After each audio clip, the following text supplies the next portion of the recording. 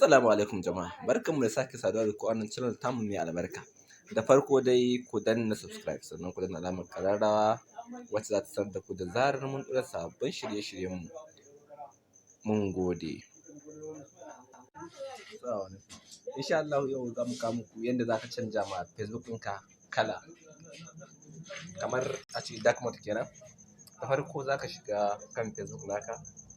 Bayan ka shiga kan shi, za ka jira shi ya buɗe.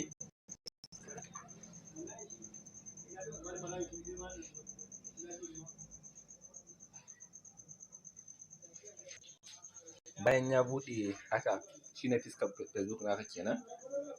Sai ka tafi inda yake da wannan sanda-sandan guda uku a kwance. Sai ka taɓa shi.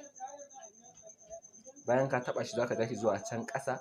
A hankali gashi muna tafiya ga save, memorize da sauransu da duka kana gani. Sai ka zo inda aka sa dark mode sai ka taɓa shi. Da zarar ka taɓa shi sai ka jira shi gashi na canja kala zuwa baƙi. Yanda za ka yi amfani da shi da daddare kenan. Babu wani damuwa. Alhamdulillah nan ne ƙarshen bidiyon mu. Mun gode.